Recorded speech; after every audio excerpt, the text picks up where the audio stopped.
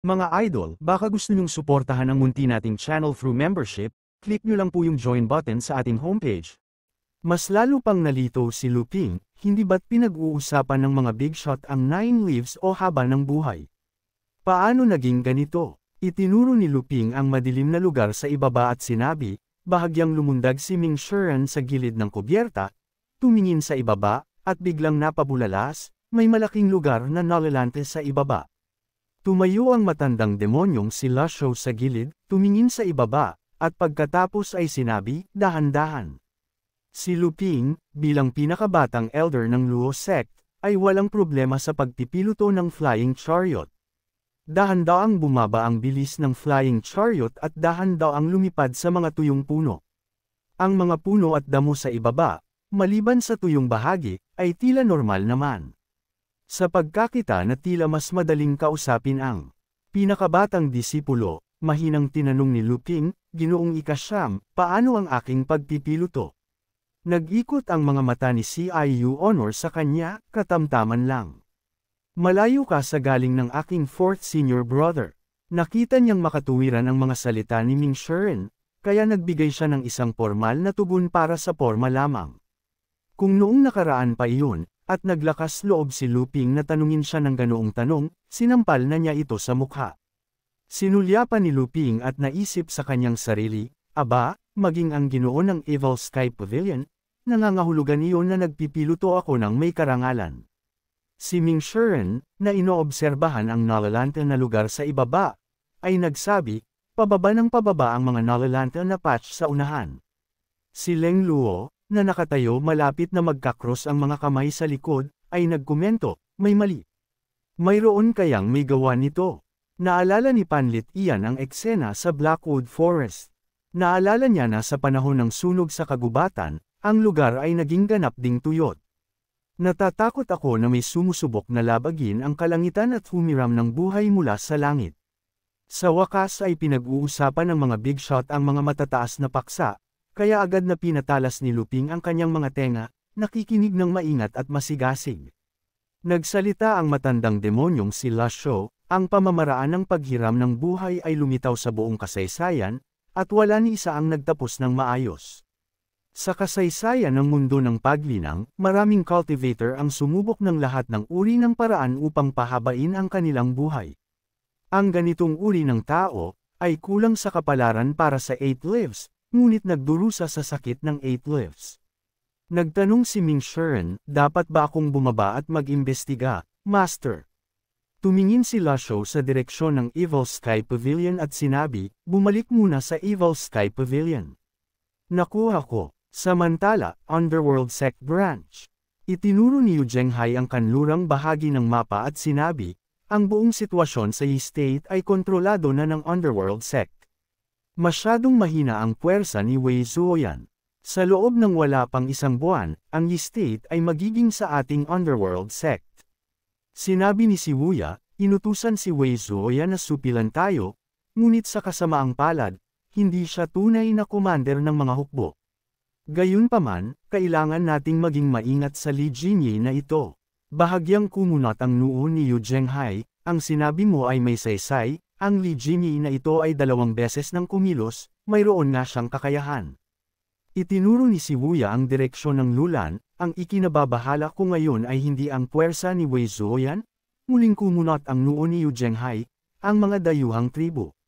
Nagpatuloy si Wuya, kung magulo ang Yi-State at samantalahin ng lulan ang pagkakataon upang sumalakay, aatakihin tayo mula sa harap at likuran. Tumango si Yu Zhenghai, kung gayon, magpadala ng isang tao upang magbantay. Sa pagkakabanggit ng pag-atake mula sa magkabilang panig, biglang nagtanong si Yu Zhenghai, may balita ba mula sa Evil Sky Pavilion? Matapos mawala ang harang, nagbabantay ang mga matuwid na sekta para sa isang pagkakataon, nagpaplano ng isang bagong kampanya sa pagpatay ng demonyo. Tumawa ng mapang uyam si Yu Zhenghai, isang bagong plano sa pagpatay ng demonyo. Patayin ang aking master, ang matanda. Tumango si Wuya, kinikilala ito ng walang pagtutol, ngunit tila biglang nagkasundo si second senior brother at master. Sa pagkarinig nito, kumunat ng malalim ang noo ni Yu Zhenghai at dahan-daang umupo. Sa pagbabalik ni Yu Shangrong sa Evil Sky Pavilion, paano maglakas loob kumilos ng padalos-dalos ang mga matuwid na sekta ngayon? Biglang itinapon ni Yu Zhenghai ang kanyang kamao, binasag ang mesa sa harap niya, at humalaklak, hindi ko na sana siya pinatawad. Sinasabi ko na sa iyo matagal na, hindi karapat-dapat si second senior brother na humawak ng mga bagay-bagay, naniniwala ka na ba ngayon? Naisip ni si Wuya sa kanyang sarili, ano ang kinalaman nito sa akin? Ngunit sinabi pa rin ng malakas, gumawa si second senior brother ng isang listahan ng kamatayan. Lahat sila ay kabilang sa mga sumalakay noon sa Golden Court Mountain. Lahat ng nasa listahan na iyon, ay namatay sa kanyang espada. Sinabi ni Yu Zhenghai nang walang pakialam, sa ganyang personalidad, oras lang ang hihintayin bago siya magdusa ng pagkalugi. Iniisip niya na dahil lang sa umabot siya sa 8 lives, wala nang makakapigil sa kanya sa mundo. Kung hindi dahil sa mga Pormasayon, Harang, at Pildores, sinakop na sana ng Underworld Sect ang lahat ng sekta at pinag-isa ang lupain. Ang 10 Absolute Array ng Divine Capital, pinag-aralan ni Yu Zhenghai sa loob ng maraming taon at hindi pa rin nakahanap ng tamang solusyon. Senior brother, dapat tayong magtuon sa kasalukuyan. Kapag nakuha na natin ang Yi State, susulong tayo sa Hilaga at kukunin ang Liang State. Sa pagkarinig niyon, malakas na tumawa si Yu Zhenghai at sinabi, sa tabi mo, paano ako hindi mamumuno sa mundo? Sword Tomb sa loob ng nakasinding itim na libingan ng espada, isang malabong sinag lamang ng liwanag ang bumaba mula sa isang bilog na butas sa itaas. Dalawang anino ang nakatayo sa labas ng 7 Absolute Array. Pinapanood ang maayos na lumilipad na pormasayon ng espada. Ang isa sa mga anino ay tumingin sa katawan sa loob ng pormasayon at sinabi, sigurado ka bang matutulungan mo akong makamit ang kapangyarihan ng 9 lives? Ang kabilang anino ay sumagot ng paus, akala mo ba ang 9 lives ay parang simpleng kanin, na kayang kainin ng sinuman? Hindi posible ang 9 lives, ngunit maaari mong lampasan ang 8 lives. Kung hindi mo magagawa, huwag mong ipangako. Nagbigay ka ng salita sa akin. Malalim at malakas ang boses ni Bama, Zhang Yuanshan, nasa listahan ka ni Yu Shangrong. Wala kang pagpipilian. Kung nagsisisi ka, umalis ka na ngayon. Nakatayo sa tabi niya, ay walang iba kundi ang sect master ng Orthodox sect, si Zhang Yuanshan. Matapos ang pagkasira ng Orthodox sect, walang takbuhan si Zhang Yuanshan. Masama na ang kanyang reputasyon sa simula pa lang, at ngayon ay naging isang daga na sa kalye. Napabilang pa nga siya sa kill list ni Yu Shangrong. Hindi siya makakain ng maayos, ni makatulog ng mahimbing. Sa pagkakita sa isa't isa sa mga master ng cultivation na misteryosong pinatay ng Sword Demon Yu Shangrong, nawalan siya ng pag-asa. Lumaki ang mga mata ni Zhang Yuanshan habang sumisigaw sa pagkabigo, ang resulta ng isang buhay ng pananaliksik, pagkolekta ng lahat ng enerhiya ng buhay sa pamamagitan ng witchcraft, nasa parehong bangka kami. Magtiwala ka sa akin. Ang boses ni Bama ay puno ng kumpiyansa. Kung gayon bakit mo ako dinala rito? Hindi maintindihan ni Zhang Yuanshan. Hindi sumagot si Bama. Dahan-dahan niyang itinaas ang kanyang kamay, nagsimulang magtipon ang mga daloy ng lila na enerhiya sa loob ng 7 Absolute Array, habang ang pormasayon ng espada sa kalangitan ay tila walang kamalay-malay. Ang lugar na ito ay isang pagtatagpo ng purong yang at hindi bang ibigay na enerhiya. Malamang na isang makapangyarihang eksperto ang Nagel Inang dito. Hindi ko sila mahanap. Ngunit pagkatapos ay binago niya ang paksa at itinuro ang katawan sa loob ng 7 Absolute Array, ito na lang ang gagamitin. Lubos na nalito si Zhang Yuanshan, isang bangkay. Habang nalilito pa siya, biglang gumalaw ang katawan. Nagulat si Zhang Yuanshan, puppet control technique. Naramdaman ni Bama ang kondisyon ng katawan, siya ay isang master mula sa sekta ng Buddhist. Bahagyang nanginig ang boses ni Zhang Yuanshan, ikaw, ano ang plano mong gawin? Kalmadong nagsalita, si Bama, 2 o 3 beses ka lang makakasuntok.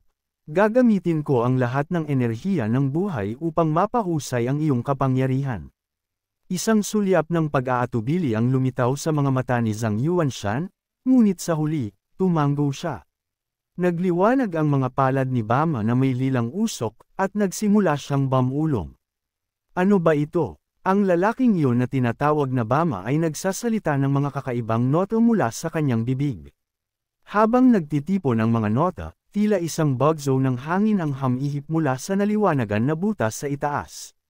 Sa paligid ng 7 Absolute Array, isa-isang lumitaw ang mga witchcraft formation, at nagsimulang magtipon ang enerhiya. Pinanood ni Zhang Yuanshan ng may kagalakan. Nararamdaman na niya ang pagtitipon ng enerhiya, na parang nasasaksihan niya ang sandali ng paglampas sa 8 lifts. Isang grupo ng mga baliw.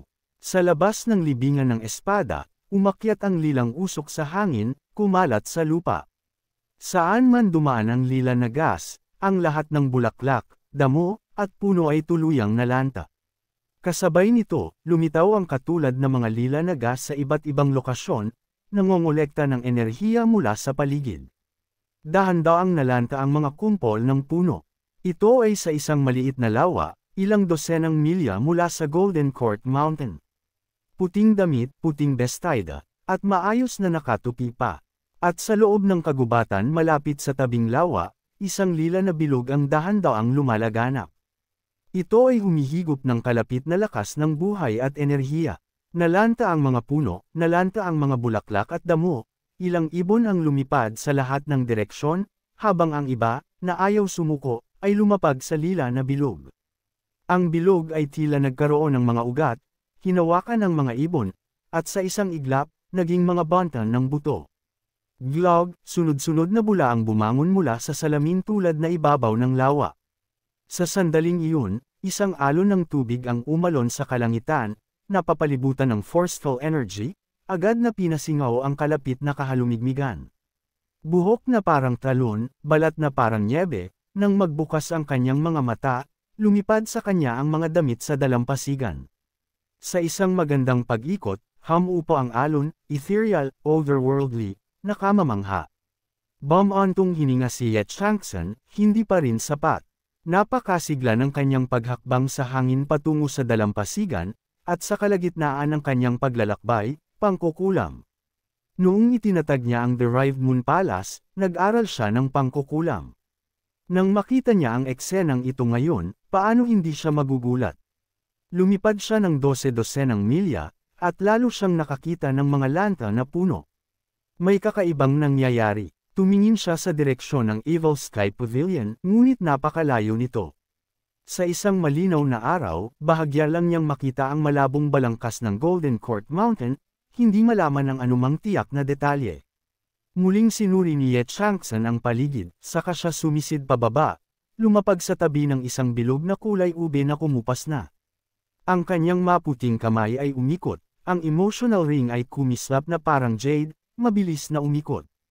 Umikot ito sa paligid, lumipad sa bilog na kulay ube, pagkatapos ay bumalik sa kanyang palad. Isang puppet array. Dahil walang patay na bagay sa loob ng bilog na kulay ube, hindi ito magagamit upang kontrolin ang mga puppet. Hindi kalayuan ng Grand Shaman na ito, ngunit nagawa pa rin niyang magtapon ng isang napakalakas na randomized witchcraft array, ang witchcraft cultivator na ito ay hindi ordinaryong kalaban. Pagkatapos ng ilang sandali ng pag-iisip, muling lumutang si Ye Changsan at umakyat ng mataas sa kalangitan. May tao. Lumipad siya patungo sa isang pangkat na gumagalaw sa kalangitan ng Pormasayon, isang square array ng 12 monghe na lumilipad sa hangin. Hindi siya, nagkaroon ng magandang impresyon sa mga monghe, at gagamitin na sana niya ang kanyang great supernatural powers para umalis, nang magpadala sa kanya ng voice transmission ang isa sa mga monghe, Lady Benefactor, mangyaring maghintay. Ano ito? Mangyaring huwag magkamali. Ang mapagpakumbabang monghe na ito ay si Dharma Master Zujing, abot ng Heaven Chosen Temple. Kami ay dumadaan lamang. Heaven Chosen Temple's Zujing. Kilala pala ng Lady Benefactor ang matandang monghe na ito. Mayroon akong mga bagay na dapat gawin, patawarin ninyo ako sa hindi pagbibigay pansin. Maaari ko bang itanong kung gaano kalayo dito ang Golden Court Mountain? Natawa si Ye Changsan, kung lilipad ka lang ng kaunti pa, bakit pa mag-abala na lumapit para magtanong ng direksyon? Walang ideya. Sagot ni Ye Changsan, pagkatapos ay lumipad papalayo.